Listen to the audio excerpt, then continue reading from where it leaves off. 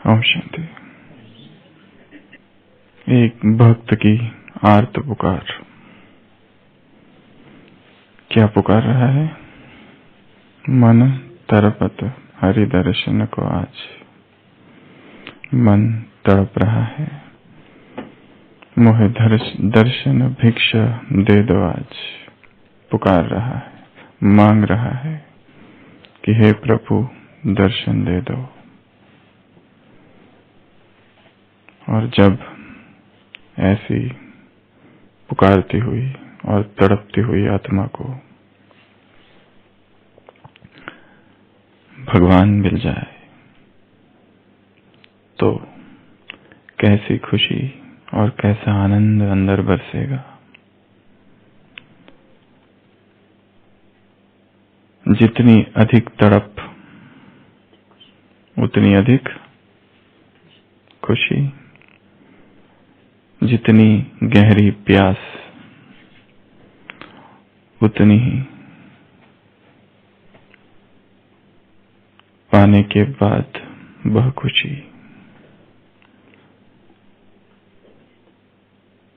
एक कभी बहुत धनवान व्यक्ति था जिसके पास सब कुछ था, धन, संपत्ति, परिवार, संबंधी, वैभव, सब कुछ।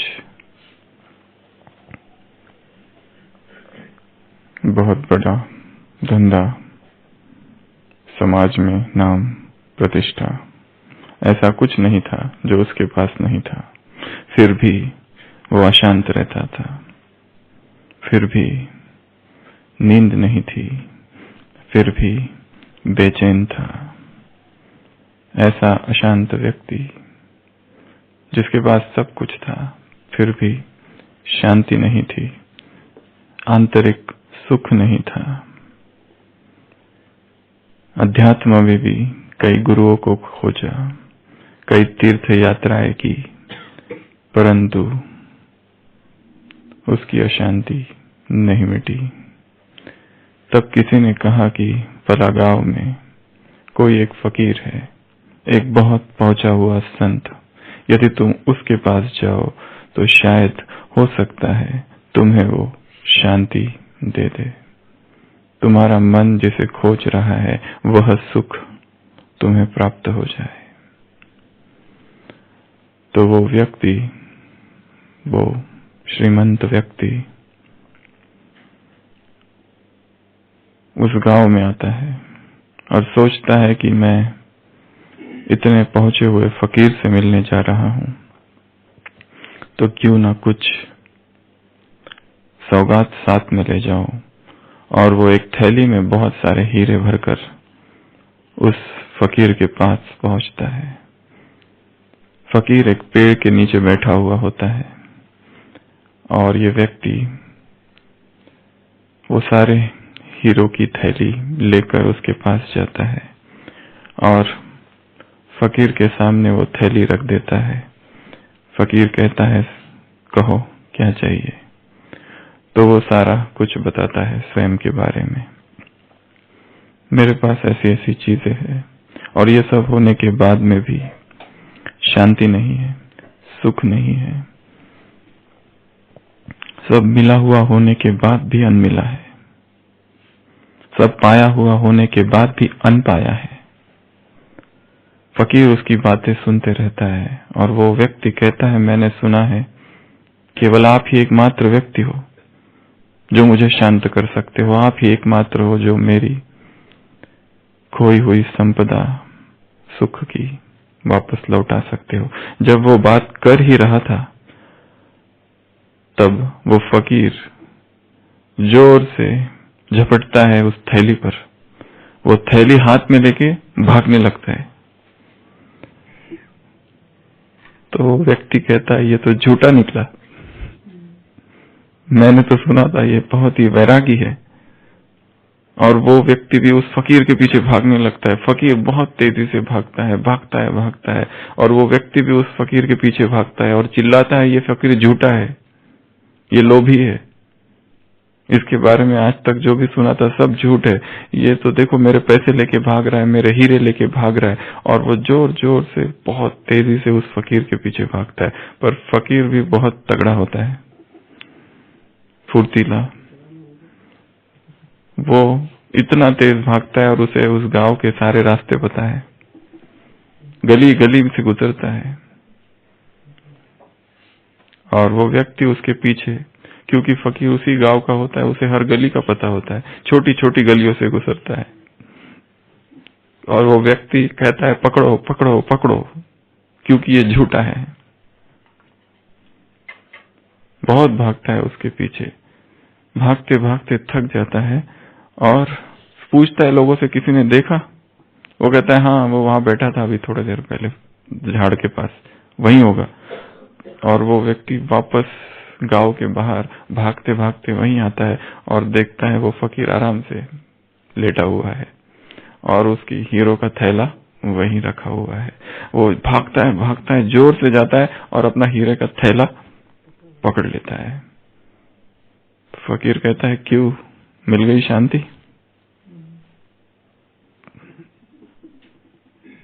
यही चाहते थे ना, शांति।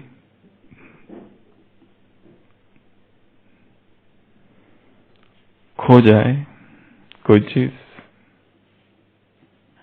और फिर मिल जाए तब शांति मिलती है। उसे चाहती शांति की, शांति नहीं मिल रही थी। उसकी संपत्ति जब छिन गई वो बेचैन हो गया, उसे पाने के लिए भागता रहा भागता रहा भागता रहा। और फिर जब मिल गई तब कहीं मन शांत हो गया। जो खो गया है वो यदि मिल जाए तो मन शांत होता है। जो खो गया था वो यदि मिल गया तो मन शांत होता है। जो परमात्मा खो गया था यदि वो मिल जाए तो मन शांत होता है। क्या वो मिल गया कि अभी भी भाग रहे हैं और खोज रहे हैं और ढूंढ रहे हैं? किसी ने प्रश्न पूछा था कुछ दिन पहले, ऐसा क्यों है कि भगवान मिला फिर भी अनमिला ही है? ऐसा क्यों है कि दिन रात उसकी सेवा में लगे हैं? ऐसा क्यों है क्योंकि उसके कार्य में जीवन को अर्पण कर दिया है? ऐसा क्यों है कि उसे पा लिया फिर भी वो अनपाया सा लगता है? ऐसा क्यों है कि उसके हम बन गए, सब कुछ उसको स्वाहा कर दिया, उसके सेवा केंद्र में रहते हैं, उसके यज्ञ में स्वाहा है जीवन, फिर भी भक्ति में जो दूरी थी अब भी वैसी की वैसी क्यों है? क्या उत्तर है? प्रश्न कैसा है? बहुत पुरानी आत्मा ने पूछा है कि पाया है फिर भी लगता है अनपाया है, क्यों? फिर भी वो दूरी क्यों है?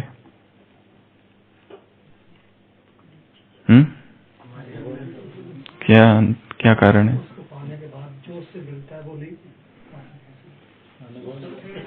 उसको पाने के बाद जो उसको पाना चाहिए था वो नहीं पाया। उससे जो पाना चाहिए था। जीवन तो निश्चिंत हो गया है, सांसारिक चिंताएं नहीं है, उसकी सेवा में लगे हुए हैं, फिर भी अंतर है। क्यों? यथार्थ तो जाना नहीं है। 40 साल हो गए, अब तक नहीं जाना। हजारों को कोर्स करा दिया, कितने सेंटर खुलवा दिए, मेगा प्रोग्राम्स की लिस्ट लंबी है, कितनों को प्रेरणा दी, कितनी सारी कन्याएं देखकर यज्ञ में स्वाहा हो गई। क्या प्राप्ति नहीं हुई है? फिर भी क्यों? निश्चय निश्चय है तो ही तो, निश्चय तो दृढ़ निश्चय है। अंदर में सूक्ष्म श्रीमत का उल्लंघन और संतुष्टता भगवान से।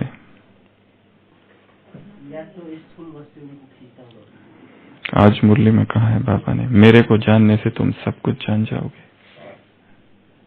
मेरे द्वारा मेरे को जानने से तुम सब कुछ जान जाओगे।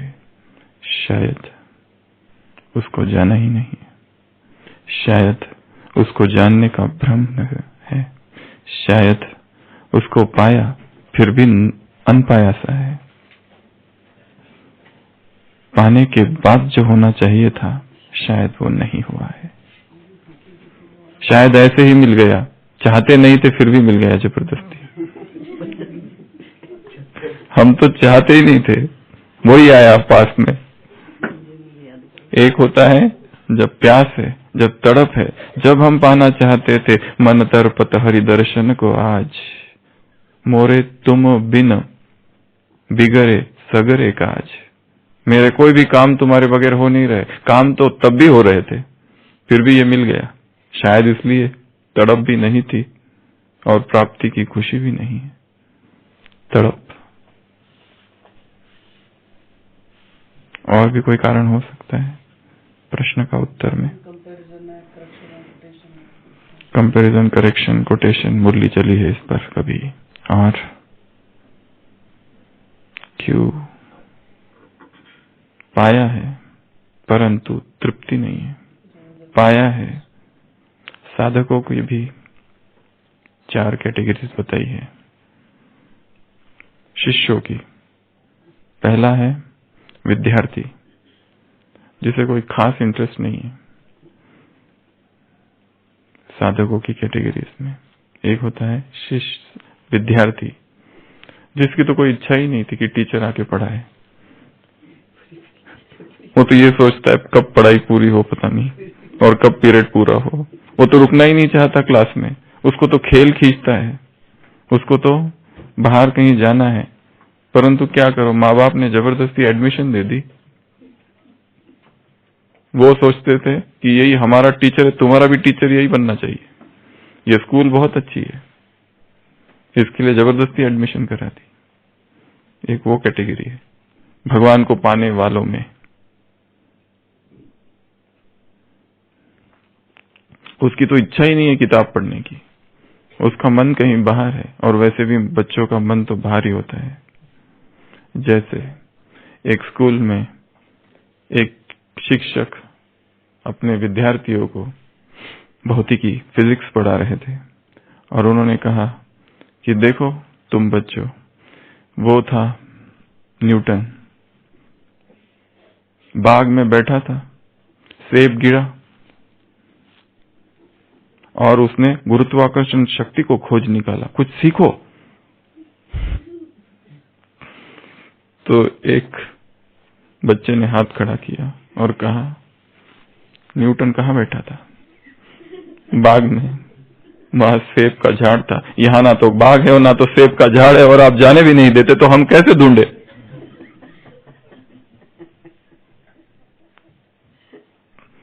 पते की बात कही ना। एक तो वो है, दूसरे है साधक। साधक शिक्षक को समझना चाहते हैं, साधक ज्ञान को समझना चाहते हैं, साधक प्यास है परंतु बहुत नहीं, परंतु फिर भी समझने की उत्कंठा है। क्या कह रहा है वो साधक की कैटेगरी है। वो भी पा लेते हैं, क्योंकि पाने के बाद क्या पुरुषार्थ होगा वो पाने के पहली अवस्था पर निर्भर है। तीसरी कैटेगरी है शिष्य कहा है जिसको, शिष्य अर्थात समर्पित, और शिष्य की कैटेगरी है तन मन धन सब कुछ स्वाहा, जिन्हें प्यास भी थी पाने की और अब पा लिया। उनका पाने के बाद का पुरुषार्थ कुछ और होता है। और चौथी कैटेगरी कहा है भक्ति में, ये सब भक्ति की बातें हैं। भक्त जो होता है उसे प्यास होती है, उसे तड़प होती है, आतुरता होती है, वो तड़पता है। जैसे मछली जल से बाहर तड़पती है वैसे वो तड़पता है। वह प्यास, वह आतुरता, वो पाने की श्रद्धा, वो उत्कंठा उसके अंदर होता है। इतनी intense desire, intense yearning, intense longing, वो भक्त की कैटेगरी है। जहां पर तर्क नहीं है, जहां पर ये नहीं है कि वो गुरु क्या सिखा रहा है, बस प्यास है, परम को पाने की प्यास, द सुप्रीम को पाने की प्यास, द एब्सोल्यूट को जानने की प्यास, परम सत्य को जानने की प्यास, वो फोर्थ कैटेगरी है। चारों ही कैटेगरी वाले भगवान को पाले, पुरुषार्थ सबसे ज्यादा किसका होगा? वास्तविकता यही है कि पुरुषार्थ उन्हीं का ज्यादा होता है जब प्यास भी उतनी अधिक हो। तो आज प्रभु मिलन का दिवस ब्राह्मणों के इतिहास में शायद यदि कुछ गिने चुने दिन होंगे जो कि सर्वाधिक महत्वपूर्ण है, जो कि स्वर्णिम अक्षरों पर लिखे जाए, उन दिनों में ब्राह्मण जीवन संपूर्ण खुशियों का जीवन है। परंतु उन दिनों में भी ये जो दिन है ये सबसे खास, खास में भी खास, विशेष और विशेष में भी विशेष दिवस है। और ऐसा ही खास और ऐसा ही विशेष और ऐसा ही स्पेशल दिन आज का है। भगवान का इस धरती पर आना, भगवान का भी पार्ट यदि साक्षी होकर देखा जाए, भगवान खुद जब आता है तो सबको साक्षी होकर देखता है, परंतु वो जब आए तो हम भी उसको अगर साक्षी होकर देखें कि वो भी कैसे पार्ट बजाता है, वो भी क्या क्या करता है, तो कितने सारे रहस्य उसमें हमें पता चलेंगे। उसके पार्ट ने भी कैसी, उसका किरदार भी ऐसा है, कितनी उसने करवटें बदली है। एक पहला मिलन था कराची और सिंध हैदराबाद में साकार ब्रह्मा के द्वारा।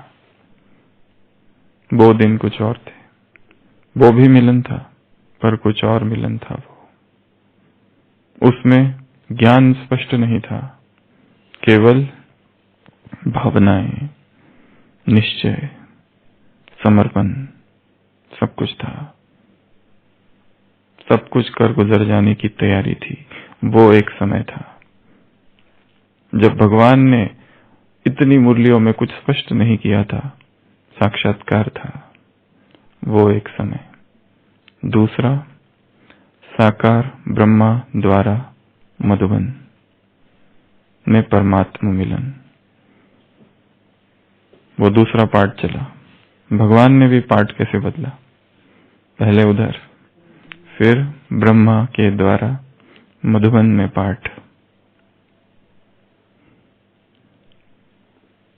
वो भी चला 69 तक। तीसरा अव्यक्त पाठ, अव्यक्त पाठ में भी सबसे पहला हिस्ट्री हॉल में हिस्ट्री हॉल में अव्यक्त बाप दादा से मिलन, बाबा का कमरा, हिस्ट्री हॉल, 4 धाम ले लो, परिवार छोटा सा, वहां पर भगवान से मिलन, कैसा वो मिलन होता था और बाबा क्या क्या कहता होगा, कैसी फीलिंग्स और कैसे अनुभव सामने बैठी आत्माओं को होते होंगे। वो तीसरा। चौथा, थोड़ा और परिवार आगे बढ़ा, मेडिटेशन हॉल में मिलन, जहां ग्रुप से अलग अलग मिलना, जहां पर विदेश से बच्चे आने लगे, वो एक मिलन। 5वां, ओम शांति भवन और परिवार बढ़ा।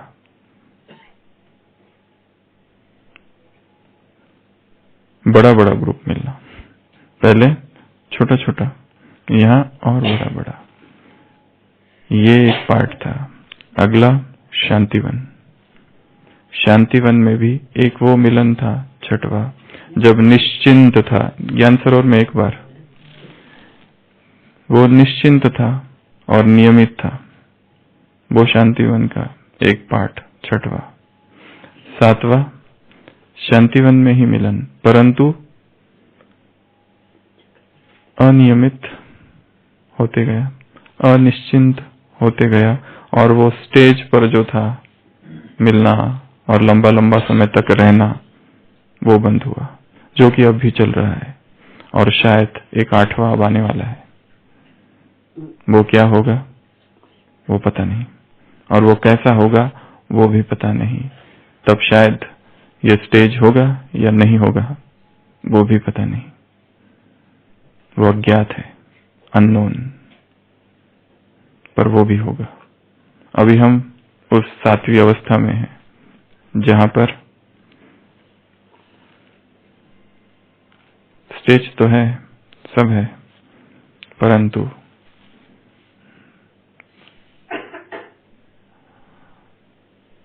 पता नहीं यह भाव है, क्या होगा, आएंगे नहीं आएंगे पता नहीं का भाव है। एक समय आएगा जब स्टेज का मिलन नहीं होकर केवल अव्यक्त मिलन होगा, स्टेज वाला मिलन बंद हो जाएगा शायद। भगवान ने भी कितने रूप बदले हैं। वो मुरलिया थी जो कि नष्ट हो गई, उधर की कराची की। वो मुरलिया थी यहाँ आने के बाद में भी, वो भी दूसरी बार जला दी गई। वो जो तीसरी मुरलिया थी जो अब हम पढ़ रहे हैं साकार, वो थी अव्यक्त वाणियां 60s की और 70s की, कैसी उसमें गहराई है। वो अव्यक्त वाणियां थी 80s की, 90s की, विदेशी उसमें आ गए। वो मुरलिया थी 2000 की, और अब मुरलिया कैसी है। उन मुरलियों को अभी अगर स्टडी किया जाए तो कितना अलग अलग है, कितनी उसमें पहले कैसी गहराई थी और अब क्या है। तो आज जैसे कहा कि ब्राह्मणों के जीवन का बहुत बहुत महत्वपूर्ण दिवस है। हमेशा जब भी बाबा मिलन का दिवस होता है तो हम तैयारियां करते हैं, क्लासेस होती है, क्लासेस सुनी जाती है। उस दिन बहुत सारी चीजें हर एक अपने अपने पुरुषार्थ अनुसार करता है।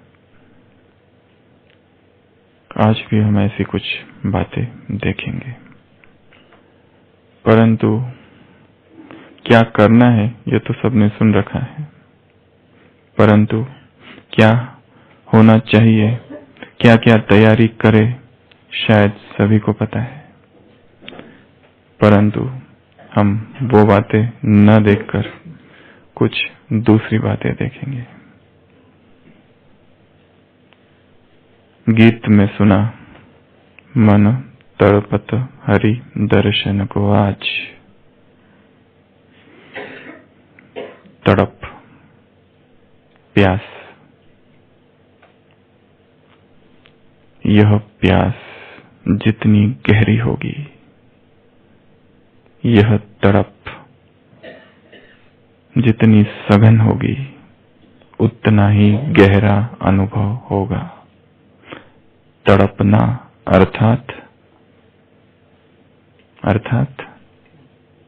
तड़पना अर्थात यस, तड़पना अर्थात बेचैनी, तड़पना अर्थात लगन, तड़पना अर्थात हलचल में, अंदर में हलचल, तड़पना अर्थात कुछ पाने की अभिप्सा, तड़पना अर्थात आतुरता, तड़पना अर्थात छटपटाहट।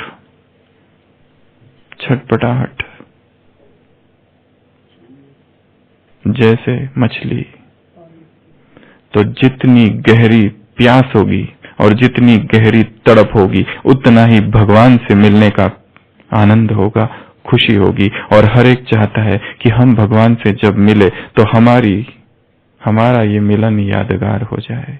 कितनी बार हम मिल चुके हैं, आज हम फिर मिलने वाले हैं। तो इस तड़प को कैसे गहरा बनाए, उसकी हम 7 बातें देखेंगे और उस पर चर्चा करेंगे। कैसी ये तड़प अधिक हो जाए। जो भक्त अधिक तड़पता है और उसको भगवान मिल जाते हैं, उसकी खुशी अवर्णनीय है, अव्याख्य है उसका आनंद। गीत में सुना, तुम बिन मोरे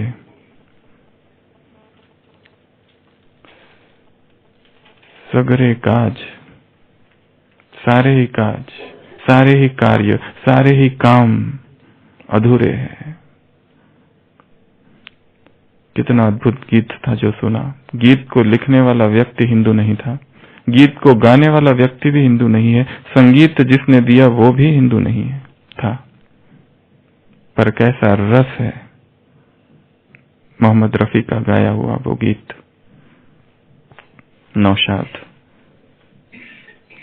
का संगीत और लिखा किसने?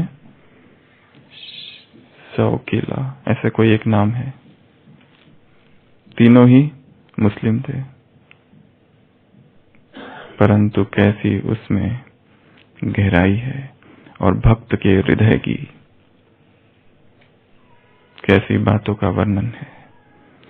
तो कैसे ये प्यास सघन हो, गहरी हो, अगर नहीं है तो कैसे उसको बनाएं, उसकी हम कुछ बातें देखेंगे। सबसे पहली बात,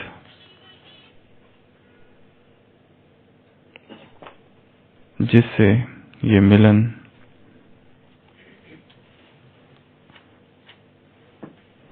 यादगार बन जाए, वो है एक दैवी असंतोष या मीठी बेचैनी।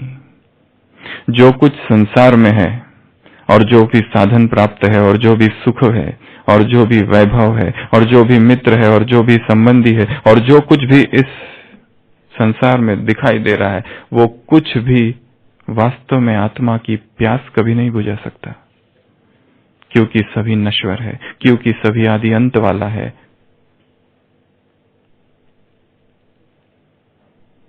आत्मा अनंत है और अनंत की प्यास अनंत ही बुझा सकता है।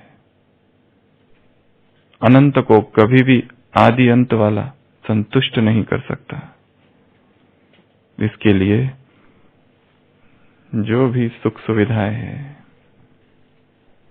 धन संपत्ति है, वैभव है, मित्र और संबंधी है, ये चाहे कितने भी अच्छे हो, परंतु आत्मा अतृप्त ही रहेगी, आत्मा प्यासी ही रहेगी जब तक उसका संबंध और उसका कनेक्शन उससे नहीं जुड़ जाता, जब तक उसका मिलन परम से नहीं होता, तब तक डिवाइन डिस्कंटेंट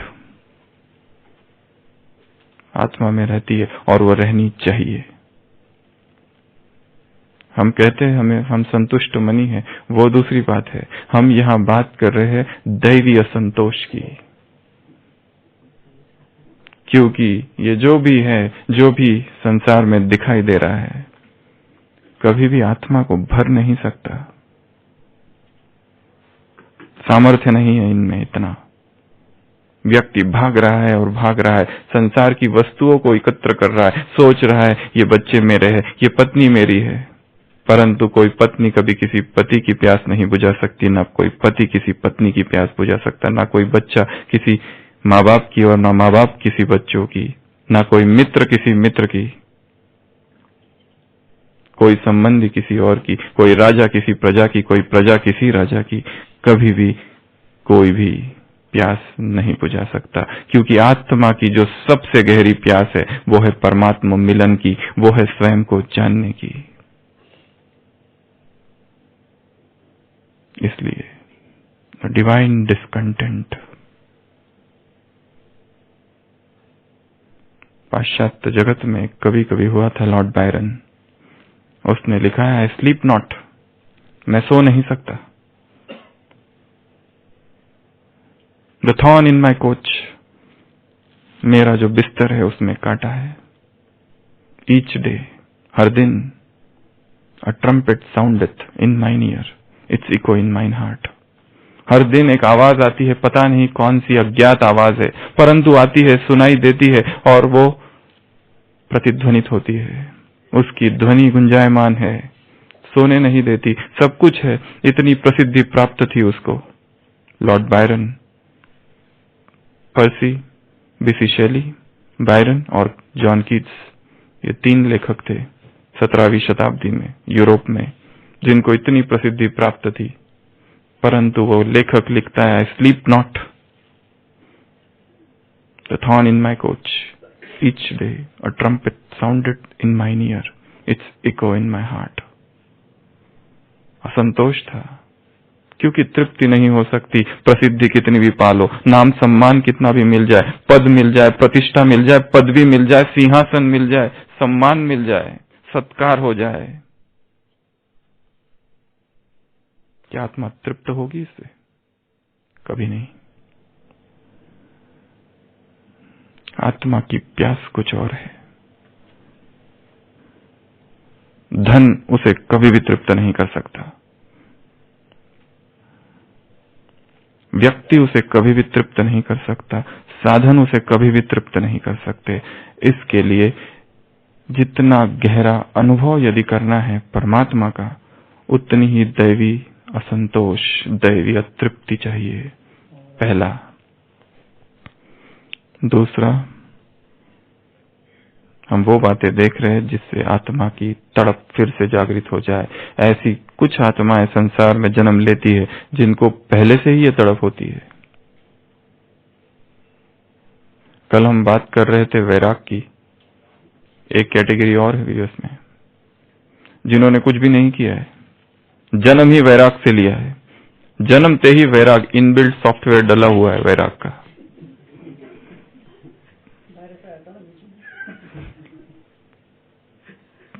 कुछ किया ही नहीं है, जन्म से ही संसार व्यर्थ है, यहाँ की प्राप्तियां शूद्र है, यहाँ के वैभव गौण है। ऐसी भी आत्माएं हैं संसार में। दूसरा, अनंत की पुकार। पहला था दैवी असंतोष, दूसरा अनंत की पुकार और डिवाइन कॉल जिसको कहते हैं। आवाज आ जाए कि आ जाओ, बंद करो ये व्यर्थ की दौड़ और संसार, आ जाओ। इसको कहा जाता है डिवाइन कॉल। दिखाया है सेंट फ्रांसिस ऑफ एसिसी के जीवन में। सिपाही है, देश के लिए इतना जज्बा है, देश के लिए मर मिटना चाहता है, और जब दूसरा राज्य आक्रमण करता है तो सेना में भर्ती होता है, सेना के साथ जा रहा है दूसरे राज्य पर आक्रमण करने के लिए। किसी से प्रेम भी है, आक्रमण करने के बाद, लड़ाई के बाद उसके साथ शादी करने का भी इरादा है, और वहां से जा रहा है, जा रहा है, जा रहा है, जा रहा है। सेना आगे है, उसके घोड़े को प्यास लगती है तो घोड़े को लेकर पीछे आता है। पानी जब पिलाते रहता है तो आकाश से उसको जैसे आवाज आती है, Francis, Francis, turn back. Go and repair my home, my house which is in ruins. जाओ, जाकर मेरा घर जो कि जर्जर हो चुका है उसको पहले ठीक करो, उसका पुनरुत्थान करो। वो सोचता है किसकी आवाज है, पर मुझे तो आक्रमण करने जाना है, शत्रु सामने खड़ा है, मैं कायर नहीं हूं। परंतु इतनी गहरी वो आवाज होती है, वो डिवाइन कॉल इतना ज्यादा होता है कि वो रुक नहीं सकता है और घर वापस आता है। घर वापस आने के बाद पिताजी उस पर चिल्लाते हैं, उसको डांटते हैं, यही तुम्हारा शौर्य है, देश के लिए यही तुम्हारा प्यार है। राजा उसको बंदी बनाकर जेल में डाल देता है और उस जेल में आध्यात्मिक क्रांति घटित होती है। जब बाहर निकलता है तब वो नहीं रहता जो पहले था, परिवर्तन हो चुका होता है।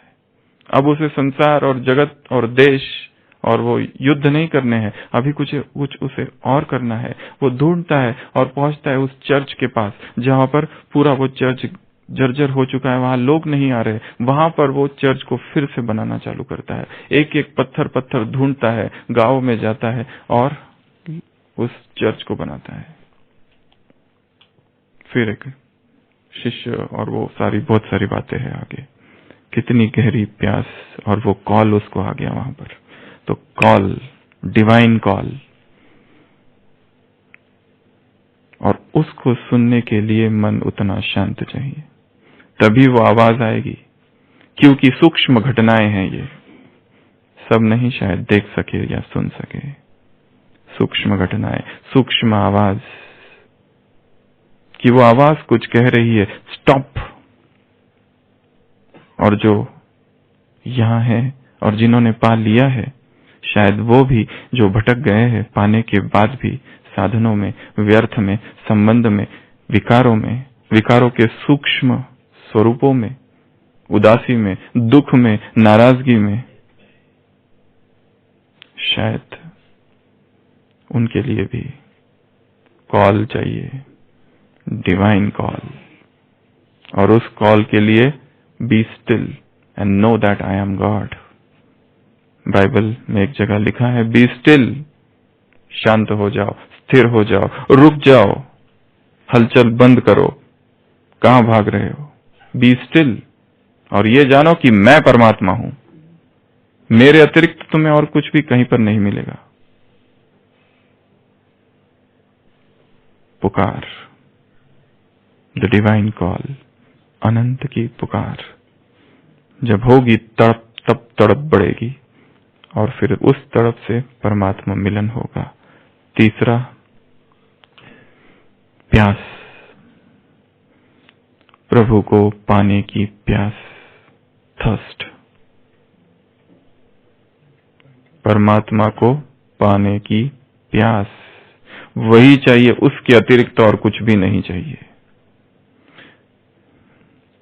3 प्यास रामकृष्ण परमहंस ने कभी कहा है, एक मां जितना अपने बच्चे से प्यार करती है, एक कामी पुरुष स्त्री की देह से जितना प्यार करता है, और एक लोभी व्यक्ति धन से जितना प्यार करता है, इतनी तीनों ही प्यास जोड़ दिया जाए, एक कर दिया जाए और भगवान की ओर केंद्रित कर दिया जाए, तब भगवान मिलेंगे, वैसे नहीं मिल सकता। लोग कितना आंसू बहाते हैं, बकेट भर के बहाते हैं अपने पत्नी के लिए, बच्चों के लिए, मित्र और संबंधियों के लिए। भगवान के लिए रोने वाले और भगवान को के लिए रोने वाले कितने हैं?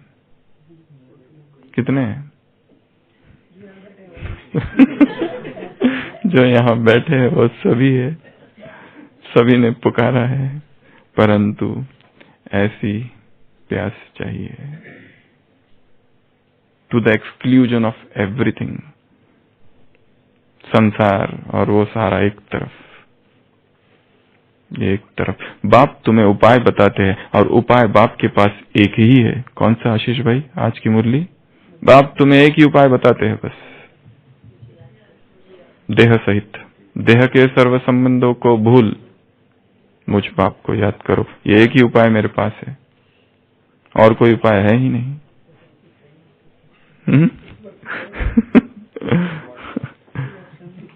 तो ये तीसरा है प्यास चाहिए, गहरी से गहरी प्यास। अगर नहीं है तो उस प्यास को फिर से प्रदीप्त करो, ignite the flame once again. क्यों ये प्यास बुझ गई है? चौथा परम वैराग। चौथा परम वैराग। क्या जिस चित्त में भोग की कामनाएं हैं वो भगवान को पा सकता है? क्या वह चित्त जो भोग में डूबा है उस परम का अनुभव कर सकता है? शायद नहीं। परम वैराग, छोटा मोटा वैराग भी नहीं। परम, जितना वैराग गहरा उतना अनुभव गहरा। जितना चित्त में राग है, ये भी चाहिए, वो भी चाहिए, ऐसी भी चाहिए, ये वस्तु चाहिए, वो व्यक्ति चाहिए, भय है, भय है किसी को कोई खो जाए, किसी की मृत्यु हो जाए, कोई मर जाए, इसको कुछ नहीं होना चाहिए, उसको कुछ नहीं होना चाहिए। राग से भरा चित्त बेचैनी में जीता है, मरता है, जीना ही मरना है उसका। वैराग, वो भी कैसा वैराग? परम, शमशानी वैराग नहीं, अल्पकालीन वैराग नहीं, ऐसा वैराग नहीं। शाश्वत, निरंतर, विवेक युक्त, ज्ञान युक्त, समझ पर आधारित, जिसने चीजों को देख लिया है पैनी नजर से, क्या है वस्तुएं। पांचवा परम मौन और परम एकांत। जहां शब्दों का बहुलता, आधिक्य है, वहां पर परमात्मा अवतरण नहीं हो सकता। परमात्मा अवतरण, परमात्मा स्वयं मौन है, परमात्मा स्वयं निश्शब्द है। निश्शब्द को शब्दों से नहीं पाया जा सकता। जिनका रस शब्दों में है और जो शब्दों की दुनिया में खोए है और जो बोल में ही आनंद का अनुभव करते हैं, वो उस निश्शब्द को, निस्तब्ध को, उस सुप्रीम साइलेंस को कैसे पा सकते हैं और अनुभव कर सकते हैं। इसलिए कम से कम आज के दिन जिनको हो सकता है वो वाणी से वैराग, मौन और चुप।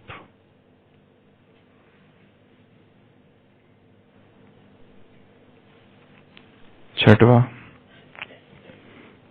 एक से प्यार और एक से सर्व संबंध। केवल एक ही से प्यार और एक ही से सर्व संबंध।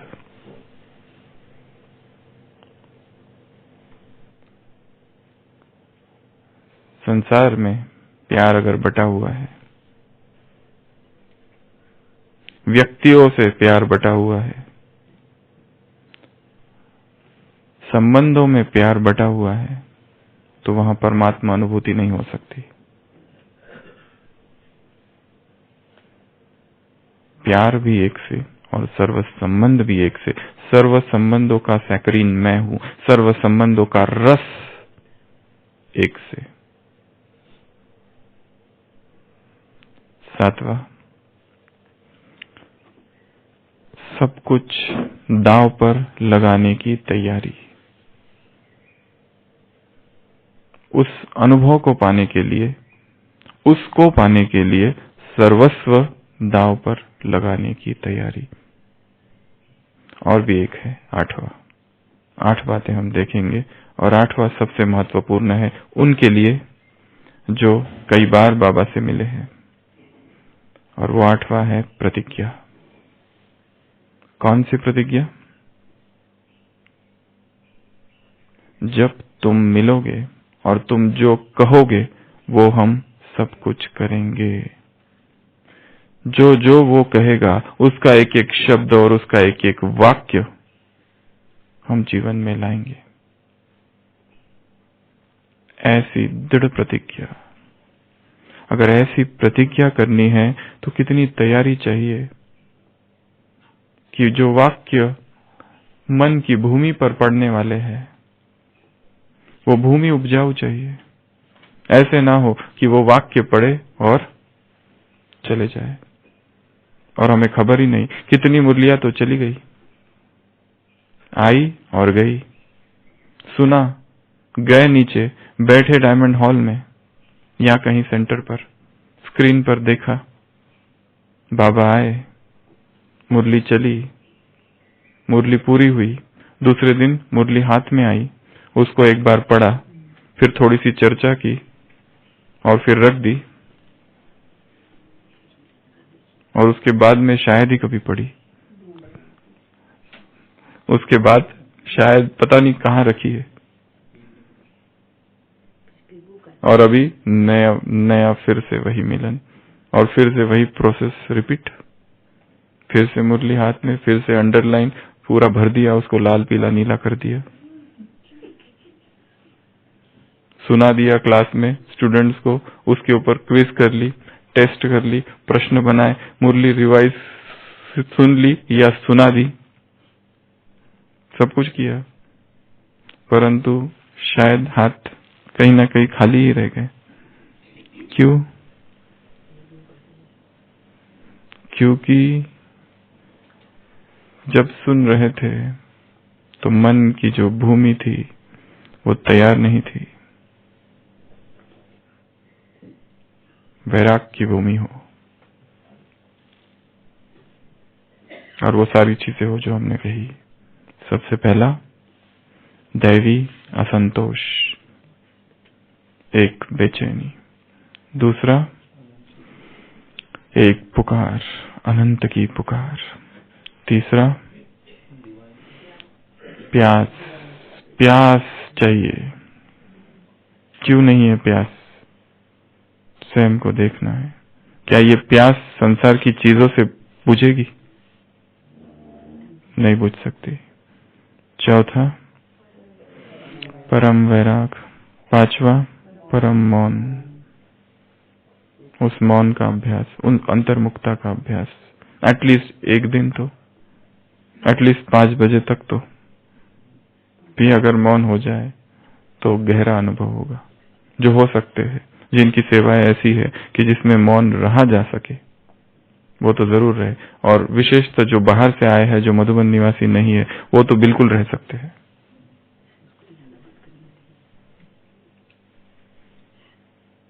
क्योंकि अव्यक्त का अनुभव अव्यक्त स्थिति में ही हो सकता है। दिन भर बोलते रहो, बात करते रहो और सोचो कि हमें अव्यक्त बाप दादा से अव्यक्त अनुभव हो जाए, कुछ तो गहरा अनुभव हो जाए, कुछ तो ऐसा अनुभव जो आज तक नहीं हुआ। नहीं हो सकता। अव्यक्त बाप दादा को मिलने की विधि है अव्यक्त स्थिति। छठवां सर्व से, एक से प्यार, एक से सर्व संबंध। बुद्धि को संसारिक संबंधों से हटाकर एक परमात्मा में लगाना। सातवां सब कुछ दांव पर लगाने की तैयारी। महात्मा गांधी ने कहीं लिखा है, जितना बड़ा लक्ष्य उतनी बड़ी कीमत देनी पड़ेगी। गॉड रियलाइजेशन सर्वोच्च लक्ष्य है जीवन का, तो क्या तुम्हारे छुटपुट प्रयास से वो हो जाएगा? छोटे मोटे प्रयत्न करोगे और भगवान से अनुभव हो जाएगा? हाँ, उसके सामने बैठ सकते हो, हाँ उसके सामने जा सकते हो, हाँ उसके हाथ से टोली ले सकते हो, हाँ उससे दृष्टि ले सकते हो, परंतु अनुभव इतनी सस्ती चीज नहीं है कि स्टेज पर चले जाओ और दृष्टि ले लो और हो जाए।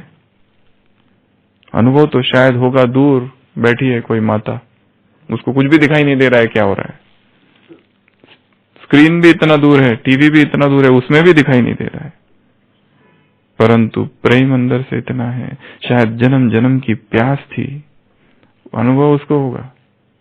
कीमत है, और अभी कीमत ज्यादा बढ़ गई है। पहले सस्ता था थोड़ा, जब ज्ञान में आए थे नए नए, परंतु जैसे जैसे आगे बढ़ोगे महंगाई बढ़ती जा रही है। जितना गहरा त्याग होगा, जितनी गहरी तपस्या होगी, जितनी गहरा मौन होगा, जितनी अंतर्मुखता होगी, जितनी अव्यक्त स्थिति होगी, जितनी अचल अडोल रहने की अंदर की स्थिति होगी, उतना ही अनुभव होगा। अगर बाहर में असंतोष है, दुख है, उदासी है, नाराजगी है, रूठना और रूसना अभी भी चालू है, तो कहाँ ईश्वरीय अनुभव? ये तो बहुत ही नीचे की अवस्था है। वो काम अब उसने बंद कर दिया है मनाने का। कभी मनाता था, अभी तो बस वो आ रहा है और जा रहा है, और क्या कर रहा है वो भी कितने कम थोड़े से गिने चुने ही समझ रहे हैं। वो कर क्या रहा है, क्या हो रहा है, कैसा हो रहा है, बोल क्या रहा है, उन शब्दों के अर्थ क्या है, क्योंकि शब्द तो वही दिख रहे हैं जो सुने थे पहले, और अभी भी एक ही इसमें बार बार रिपीट भी हो रहे। ऐसा क्यों कर रहा है? उसके लिए भी प्रश्न है। उसने हमेशा से सुनाया है, सदियों से, फुल स्टॉप लगाओ, क्या क्यों में नहीं जाओ। अब उसके ही लिए क्या क्यों कर रहे हैं? जिन्होंने जिनकी उसने इतनी पालना की इतने सदियों सालों से, वो भी प्रश्न पूछते हैं, ये ऐसा क्यों, ये वैसा क्यों। और लास्ट कहा, 8वां प्रतिज्ञा। कौन सी प्रतिज्ञा करनी है? हर एक अपनी प्रतिज्ञा खुद करनी है, केवल आज शाम के लिए नहीं, जीवन के लिए। जीवन कहाँ किस दिशा में जा रहा है और उसे किस दिशा में जाना चाहिए। अगर दिशा ही गलत हो गई है तो रुकने की आवश्यकता है। स्टॉप। और जो जो व्यर्थ है उसको हटा दो। Stop the nonsense. जिसको जीवन में भर रखा है और जो कुछ ईश्वरीय नहीं है, जो भी दैवी नहीं है, उन सबको हटा देना।